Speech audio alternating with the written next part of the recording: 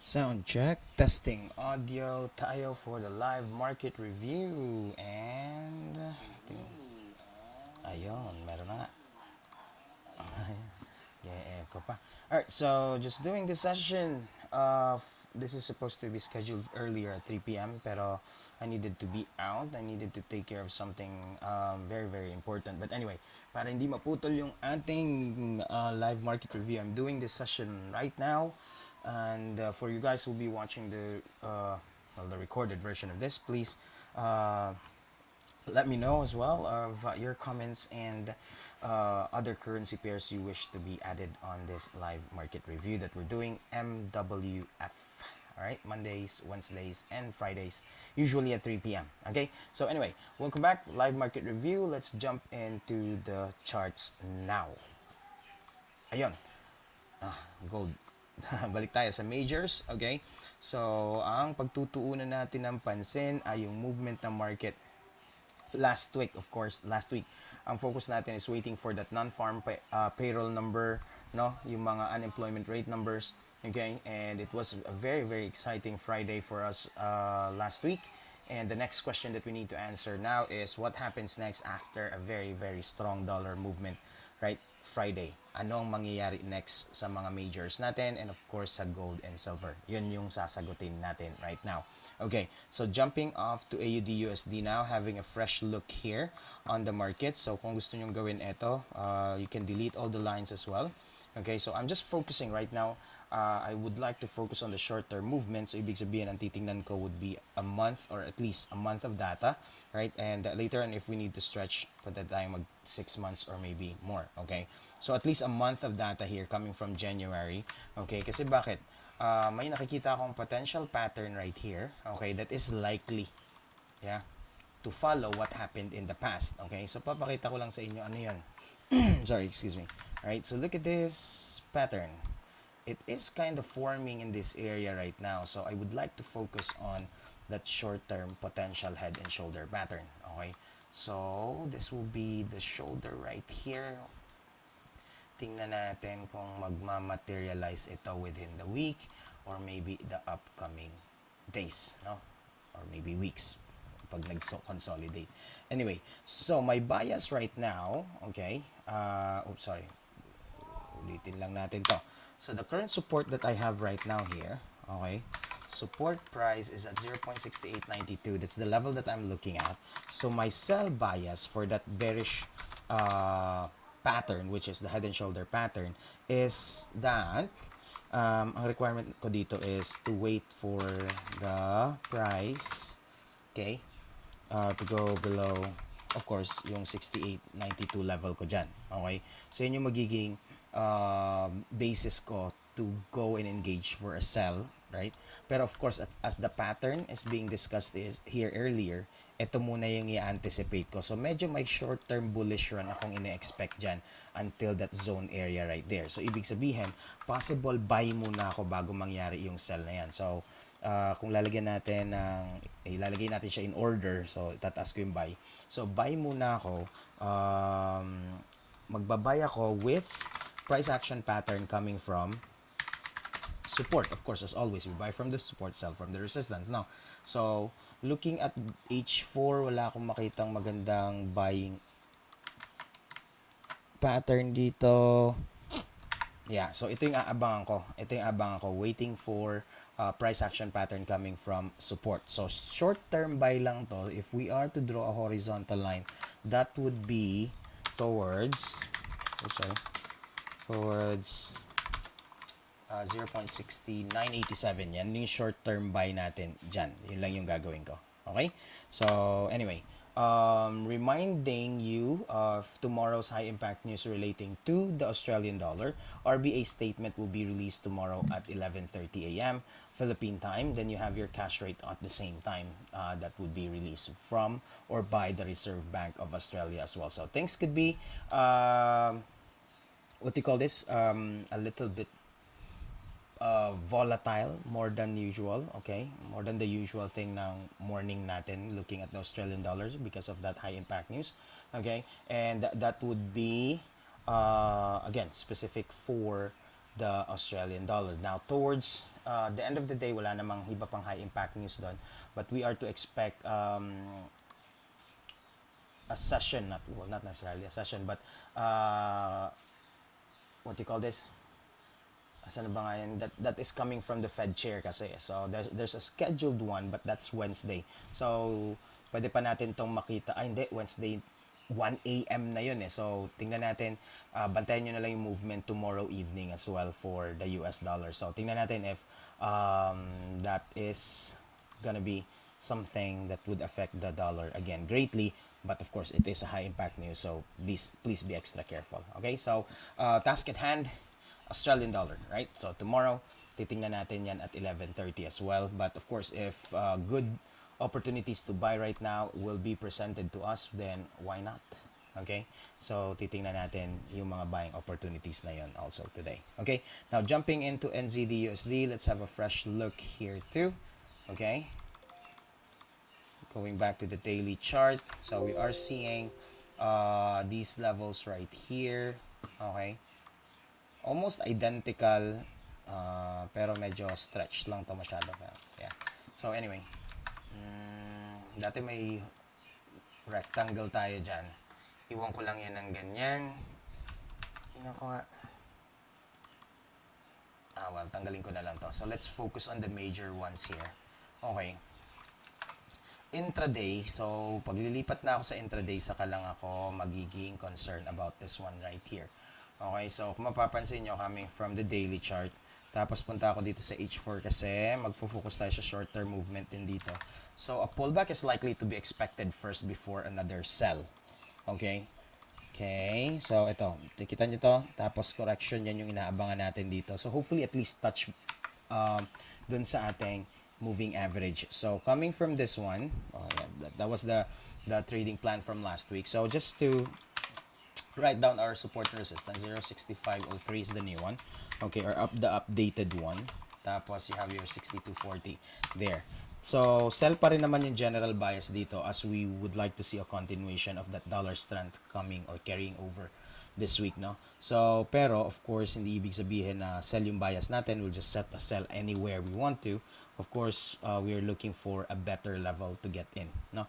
So, the ideal would be, at least for me, is to wait for the EMA bounce as the strategy says it. We are waiting for the EMA or the price to touch the EMA as we follow the trend. Now, if you want to take some short-term trade there, please understand that you might be trading against the trend. Pero of course, sabi nga natin, on short-term trends kasi, ito almost touching na siya dito kanina, so you could be taking the short-term sell as well. So watch out for the 62.40 level lang if you're taking the sell now. Okay, so I won't be taking any buy until the price goes to this orange circle right here. So ibig sabihin, pag nag-move yan papunta doon, saka lang ako magiging interesado for a buy. So technically the bias right now is still a sell, but of course, as expected, there could be a little pullback here. Not guaranteed, but yes, that is what I am anticipating for to happen. First, if I see that, then I would know what to do next. Okay, so that's NZD USD. Jumping off to Euro USD now, where again the 108.90 level held strong for a couple of days.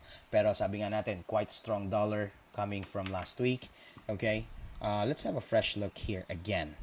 Okay, kasi again, as I mentioned, it is forming that pattern that I have mentioned earlier on AUD USD. So it could be a head and shoulder pattern here for us, and that level right here, or this level right here, will be our potential neckline. Okay, so yan yung aabangan natin. So the price is a little lower already.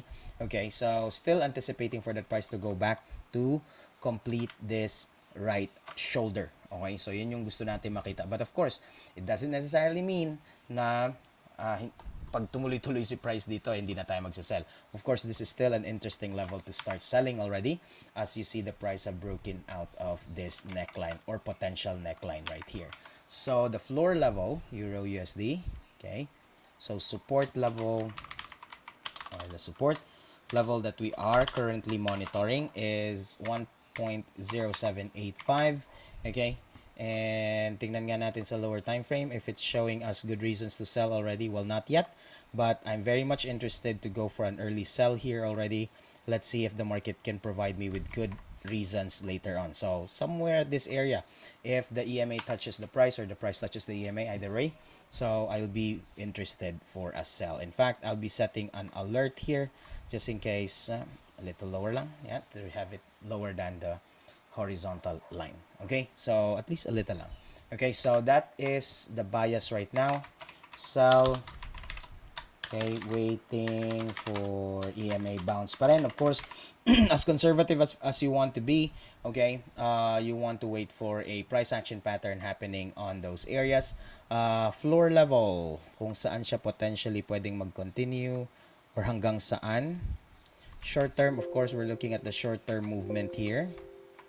Okay, so possibly para hindi tayo ma-excite talaga, we put the take profit no napakalayo, a reasonable 60 per move is now our potential take profit level. So kung short term trades lang naman, somewhere at 20 pips or yeah, somewhere to 20 to 30 pips is reasonable na rin naman. Okay, so depende pa rin sa lot size nyo at sa goal nyo for that day. Alright, so that's the level. So additional support level right here, so short-term selling to 1.0702.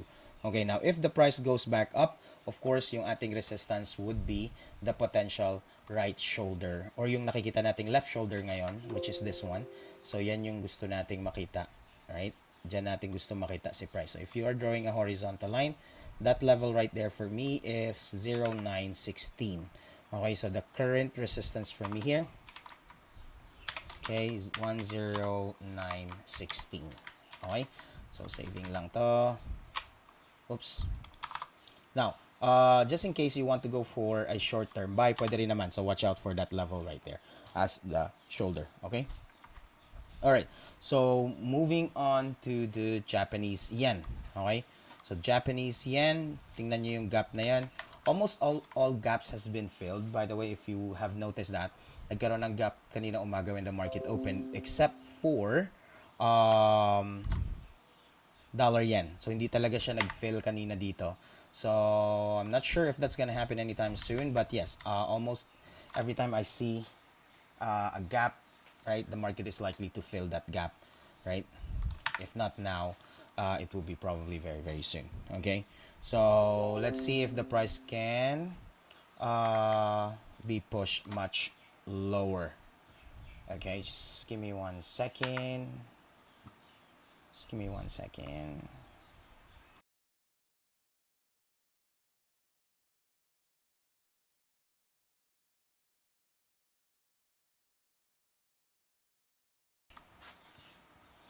So, ibig sabihin, from here, the one that we're seeing, ito yung downtrend na nakita natin. No? So, technically, hindi man niya na-touch to, pero this area right here seems to be strong. Okay, and it is really working as a strong support level here for the dollar yen. Now the price have been pushed higher than 130.78 level. That's the recent resistance that we've seen. Okay, at sabi nga natin, no, or at least for me, I was anticipating for this move in case the dollar will be weak, no, pero the dollar gave us a different story here. So, ibig sabihin, I am anticipating for a pullback first, then bounce, saka tayo magbabay dyan ulit. Okay? Now, if I will go and have the EMAs here added, okay, ideally, I will wait for the price to go back to the EMA. Yeah? So, of course, from here, okay, wait for tayo better setup done from last week for a sell. But this time, buy na yung magiging bias natin. Wait for EMA bounce. Okay, so the bounce coming from this orange or gold, however you are seeing this right now, depende sa color or screen resolution nyo. So, a pullback to this level right here, parang ganito. Yan. Look at the historical data. So, bounce, yun ang gusto nating makita. Okay?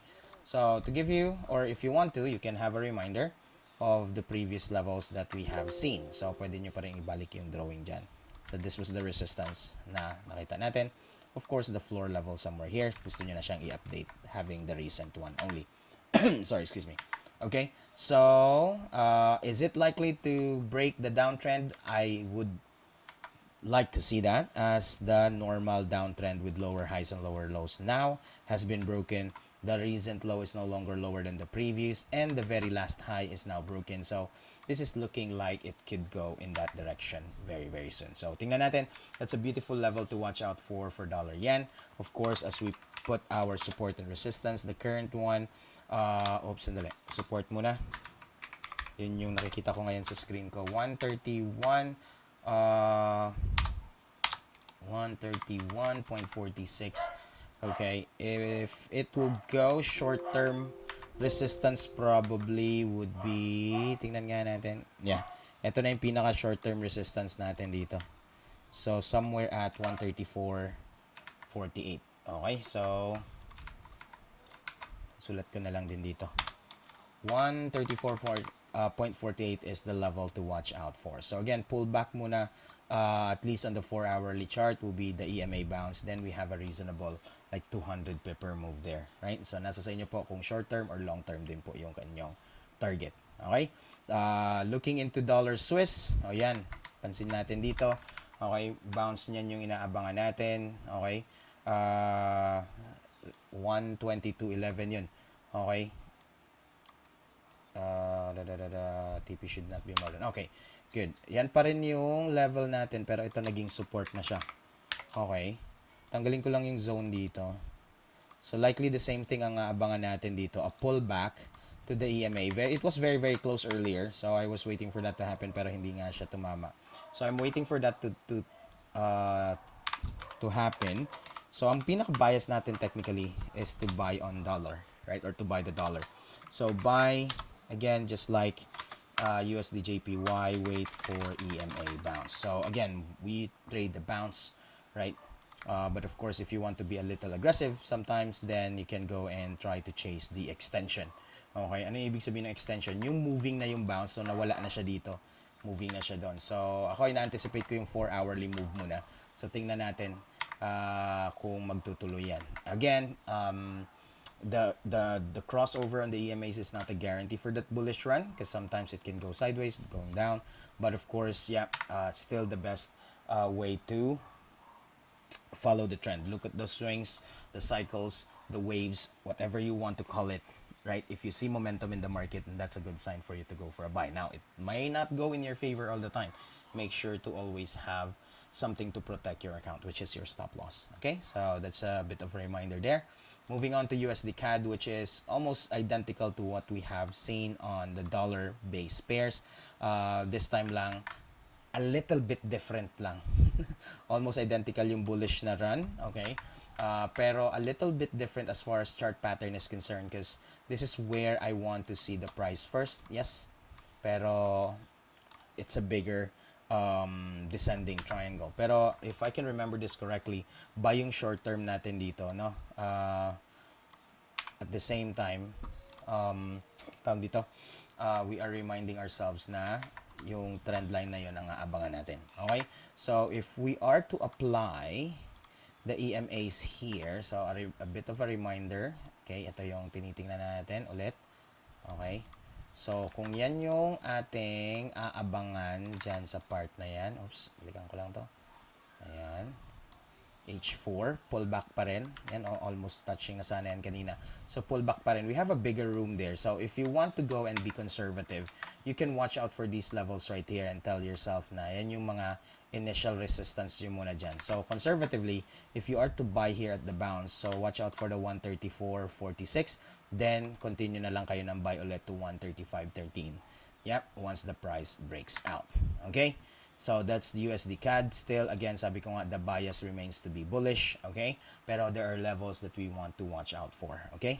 And respect. Okay? Silver has finally have broken below 23.22. Consolidation is now done. Okay? But, again, it doesn't mean that it is a full-blown downtrend already. No, it's not. Looking at this one, it could be, right, just a pullback after a beautiful rally coming from 2022 or yung last quarter ng 2022. Okay? Now, we are on another level here, kung mapapansin nyo. Okay? That's another floor level that the price is testing. Okay? Which is a resistance here in the past. Okay? So, tingnan natin if silver will be pushed much lower than 22.40, which is our new floor. Okay.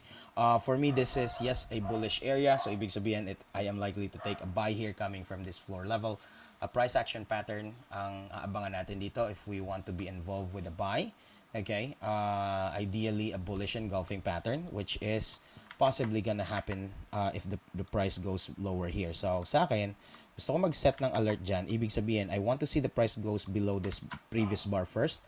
Tapos saka ako magsaset ng pending order anticipating for a bullish engulfing. Okay, so that's my take on silver. It is a little bit different on gold. Okay, kasi medyo malayo-layo yung level na yan. Tapos kung magzo-zoom out tayo, na-break niya rin yung pinaka-recent kasi. So, tanggalin ko na lang yung nandun sa pinakataas. Yan. You know, na-break niya yon. So, pero mukhang bumabalik. Okay, mukhang bumabalik.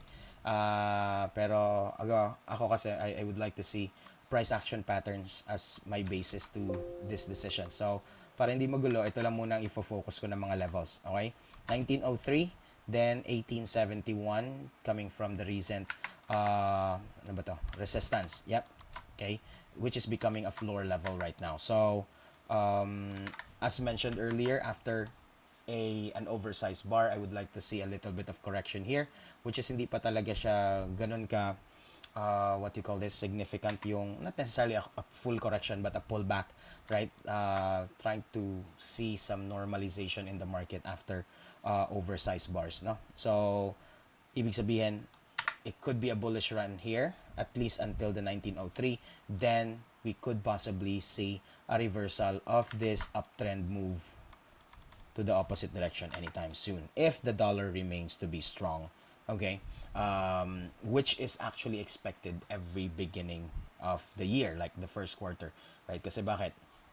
Bumabawi yan, no? Kasi usually last quarter ng year, I mean, traditionally, if you look at it, especially in the Philippines, no, papansin niyo yan, medyo humihina siya towards the end of the year kasi yung mga remittances, right? So there's loads of spending ng dollar kahit sa ibang countries towards the end of the year. Now they are kumbaga restocking, so lalakas ulit yung value niyan. Alright, so that's the bias for gold right now. So if the price remains to be lower than 1871, then definitely I'll be placing a sell below that area. Okay, love to see that crude have gone lower than that channel that we have drawn. Yep, good thing to see that there. But of course, mataas pa rin yung crude price, no? Okay, so hopefully that downtrend can continue anytime soon. So I'll be removing these trend lines right here that I have. Okay, so looks like it could be a consolidation here anytime soon, and we could possibly see this sideways move, or as introduced earlier, this could be a, you're not so perfect head and shoulder pattern, but still you have your shoulders here, you have your head right there, so this can still be a bearish pattern. Okay, so those are the major currency pairs and the ones that I have on my watch list for this week. And once again, thank you so much for understanding that yeah, I'm doing a late recording of this session as I was out earlier today. Now we were a little bit busy, but of course, if you have some questions, clarifications, or anything that you think about that we can use or do to improve our live sessions during Mondays, Wednesdays, and Fridays, please let me know in the comment section, or you can always reach out to me directly through my Facebook account. So that's it for me right now for the live market review. Once again, my name is Ken Carmen, and you guys have a wonderful evening and have you. And as always, may the pips be with every one of us. I'll see you guys in the next session. Bye for now.